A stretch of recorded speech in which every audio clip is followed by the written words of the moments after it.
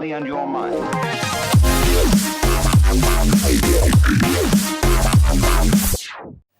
Radio Don Show. I absolutely love that jingle, probably my best one. Back once more, that last track was The Future Heads with Area, of the actually EP Area, which is only like 3 tracks, but they're actually worth listening to. Now, yes, I actually got a special guest with me, Dave Williams, known as Taff from Scumbus. Say hi, buddy. Good evening, everyone. How you doing? Woo! And how are things today with you? I'm all right. Yeah? Yeah. Can I just say this, if that's cool with you? Yeah, go for it. You passed your driver's test. I'm so happy for you, Absolutely, man. yeah. That happened on Wednesday. Flew through it, went through, and just a few faults. That was about it. All good. I'm so happy for you, mate. Thank you. I actually have a couple of questions for you. Oh if dear. you would like to answer. They're not any bad questions, are they? No. Okay, no, cool. of It's course not anything I did last week, was it? No. Okay, cool. Of course not, mate. Well, here we go. Question 1. I just want to ask, when did you start learning the bass guitar? Because, you're the bassist in Scumbus. I just want to know when you actually started it. When I started playing bass, I was around 15 years of age. Yeah. And I remember walking through my school corridor when I shouldn't have been walking through there, and I just thought, you know what, whatever. And I ended up seeing a poster which had 2 of my favourite albums on, which was, at the time, Green Day, American Idiot, and NoFX's War on Terrorism. NoFX as well. And they were looking for a bass player in the band. Cool. I had no musical talent at that point, I didn't really think much of it, and then I bumped into the guy who, his name was Callum Lavender, and I said, alright, I'll give it a go, and that's how it all started, basically, and led me to where I am now today. Awesome. Oh, man, that's like... Just as a fluke spot that I saw, Great one, man. Nice one. And number 2 is kind of the basic thing. Are you self-taught? Predominantly, yes. I've had a little bit of lessons and tuition. I had 1 lesson with Nick Smith, but I would say as much as he can teach you a lot on bass guitar, we ended up talking a lot for about an hour, so we didn't really get down to too many things when it came to that lesson. I did go to Peterborough Regional College, but they showed you more how to, they taught you how to be a session player rather than trying to find your own style. And if you are your own musician, you find your own style within that. And when I say I'm mainly self-taught, that's purely because of the style that I've incorporated into my playing. Awesome. I'm going to sort out your microphone because I can't hear you very well. Can you hear me now? Hold on a second, let me just do it for you. Can you hear me now? No? Can you hear me now? I can hear you now. You can hear me now. Okay, That's awesome. good. Right, so, apologies for that, by the way. Not every radio show is perfect, but we're admitting that. Okay, so the third one. This is actually quite a good one. What are your best moments in every band you have ever been in? Oh, I can't tell you every band, because I've been in bands since I was about 15, 16, but I can tell you obviously some of my favourite gigs that I've done. We'll start with the most recent one. When I played in Scumbus, the last gig that we played at the Met Lounge. I was there. Yeah, the energy from the crowd was amazing, because it was literally, they weren't like cheering you, they were screaming at you, and that's when you grabbed their attention. And, I was actually one of those fans because it was a track called Get Over It, and I was shouting Get Over It with the fans, and I could tell by your face, you were just like, oh, they know the songs. It was an electric atmosphere, and ever since we got Robin Vic Wyndon in as our new lead singer for Scumbus, that has really made a significant difference, and he's a good frontman and a good lead singer now, and everyone puts their parts in beautifully well. So it's all fallen into place quite nicely. I've also got to admit as well, Robin as a frontman, he is superb. He is. He's a larger-than-life character, and a larger-than-life physically and spiritually, if you want to put it that way. But awesome. And it's the same with all the guys in Scumbus. We're all larger-than-life characters. Awesome. And that's why it kind of works, oddly enough. Awesome. Well, I hope the band, Scumbus, still keeps on going, because I think you guys are awesome. So absolutely. My next sort of favourite gig is, we're going back further and further into the past here. Yes. We did have a gig that we did with the Handfuls. That was in Club Revolution, what used to be known as the Park in District 7. It's had so many name changes. Now a charity shop, which is quite unfortunate. Oh yeah, that's kind of sad. I kind of missed the place. Me too. But going back to the gig, again, the crowd were amazing, but unfortunately it was quite a strange gig, because we played we were on first, Yeah. and we had the crowd. They were pretty electric.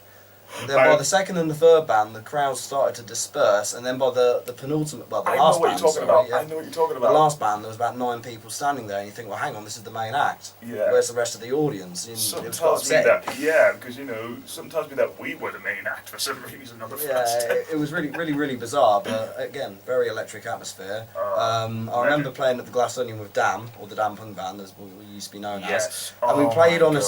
stage that was literally no bigger than probably this table. Of course, viewers, you can't see the table, but it was titchy.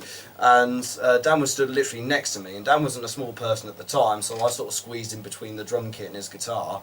And then Dane was off the stage in the audience, and Just again dancing around. and we ended up playing for an hour and a half when it was only supposed to be like a 45-minute set. So Yeah, because the amount of fans that said, "Oh, encore, Encore, so we yeah, had to take like 2 or 3 songs, and it was just like, "Oh, come on." I had to tell the guys, audience to we go home need to eventually. stay- Yeah, oh please, can it's like, we guys, rest? go home.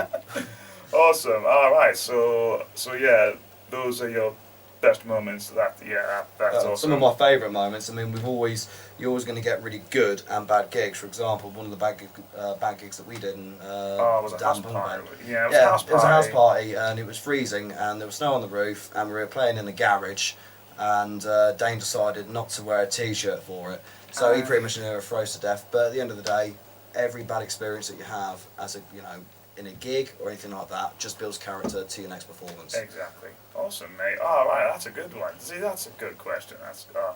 I love that question. Yeah. Next one, and this is personal to you. What does music mean to you? Ooh.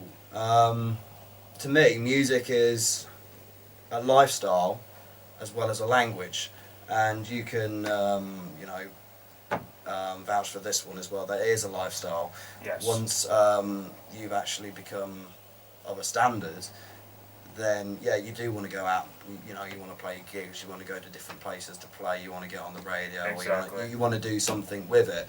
And I find that a lot of other people that have difficulty learning in school have phenomenal talent within music, dance, art, things like that. Exactly. So not only do I find it as a lifestyle choice, but it's also a language, because as soon as you put a beat down or a bass guitar riff down or a groove, people will start jumping about to it, or they start bopping their heads. And then they start listening to Yeah, the lyrics, and they realise, in wow, their- they have a voice. Yeah. We have a voice. Use it. In their head, they're creating a beat or they're creating a riff. Yeah. I believe people are born musically talented. It's just unlocking it, or unlocking that gift that you have. Everybody has a gift. It's just all about unlocking it. And I believe that everybody is born quite musical, because there's some people that out there that can't play an instrument, but when it comes to putting a composition down on Mixcraft or putting it down on Cubase or any Logic, of them, I mean, or Logic, yeah. Like making a track like I was talking about Rob Gasser, and you actually got dancing. It was absolutely phenomenal. I nearly took the ceiling off. To be honest with you, I was blown away by his talents and his musical style. Whether he plays an instrument or not, I'm not too sure. I couldn't sort of vouch for that. The guy but can as a produce composer, big time. Yeah, He can produce. absolutely the phenomenal. guy can compose so well, and I think, wow. Yeah, no. Wow. As everybody's heart doesn't beat the same, and everyone's got different opinions, everybody's music is going to be different to them. Like what's ever personal to me is going to be different to you, and it's going to be different to the music that you like and everybody else likes. Exactly. I think, Don't stick with just one genre. Expand out there. Yeah. I mean, there are loads out there, and I'm telling everybody this, like not radio-wise, but I tell everybody of my mates all the time. You don't just stick on one genre. It just, I don't know.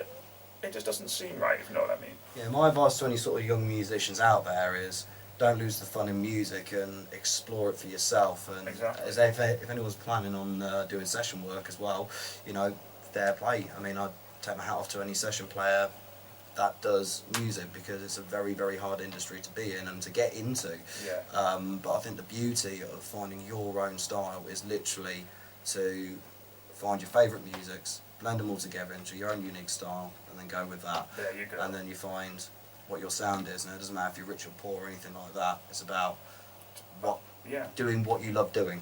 I like that. That's awesome. See, this guy knows it. And I've got one more question for you. Oh dear. Any future projects or gigs in the works, something like that? Yeah, actually I've got a few. Hopefully before Christmas.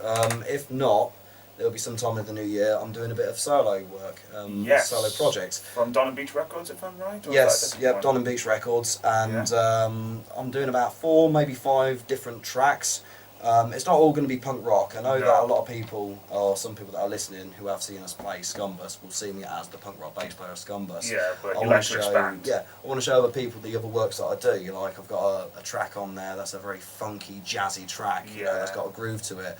A reggae track I want to be putting on there as well. You also have a punk track A punk featuring track, myself. yeah, and I might go for another one that's a bit more free flowing, or a bit more sort of like a relaxed song, like nothing that's sort of like fast 100 miles an hour, too groovy. I want something just to mellow people out with. I understand. Because that will create that emotion in their mind. Yeah, about your funky track that you did, I do know what that one is. We haven't got a name for that one just yet. No, but the good news is, talk to Collective Media about, how, featuring rap artists on that track, which will work very well. It has a good beat, and I actually showed them the track, and they absolutely love it. They think you are very talented, and they'll come up with some unique lyrics. But first, you got to tell us what it's about. But that's pretty much it in a nutshell. Absolutely. And when the time comes round to doing that, that'd be perfect. I'll get the tracks done first, then we'll collaborate. Legend. At a later date. Hopefully do it before Christmas. If not, like I say, we'll do it coming up to the sort of beginning of the new year. Awesome. Scumbus, right? Yes, Scumbus update. We have a gig on October 13th. At the Met Lounge with some phenomenal bands. We've got One Nation playing there. We've also got a few other on the list. I haven't got the list on me actually, otherwise I would have remembered the whole bands that I were playing. But yeah, no, please come down to it if you can. I don't know how much tickets are, but there's posters up, and there should be advertisement up for this gig on October the 13th. Awesome. Do not miss out, because there are some really decent bands playing, and it's not a show to miss. But if you are listening out there, viewers, check out Scumbus on Scumbus UK on Facebook, and please like the page. And awesome. Don't knock it until you've tried it. That's what I say with the Don't knock Scumbus it way. till you try it. Yeah, That's yeah, awesome. absolutely. I was about to say any links you want to say. Do you have a SoundCloud? Do you have Facebook? Yes. Stuff like that? Yes. Scumbus does have the SoundCloud. If you go onto SoundCloud and type in O Fitzpatrick, it should be on your list as well. Oh yes, yes. Also on my list. It's also on the Don and Beech SoundCloud as well. Yeah. Not only that, check out the band camps as well. Check out the Don and band Beech camps. Records, the first EP of Designated Drunk Driver. It's also on there. It's also on the Scumbus UK as well. There's been a lot of band changes ever since then as well. So what they are, the demonstrations of what we can do and what our tracks sound like roughly.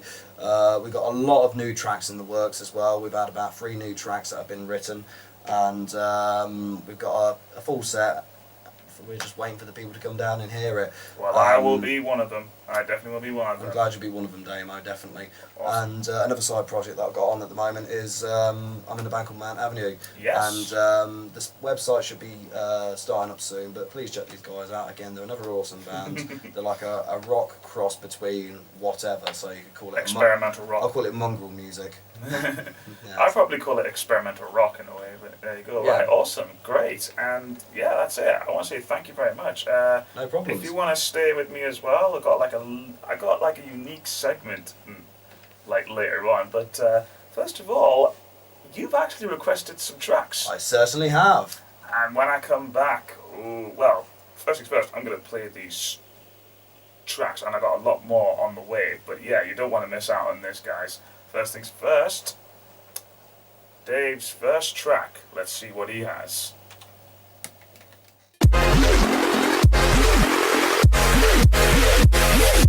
Free your body and your mind.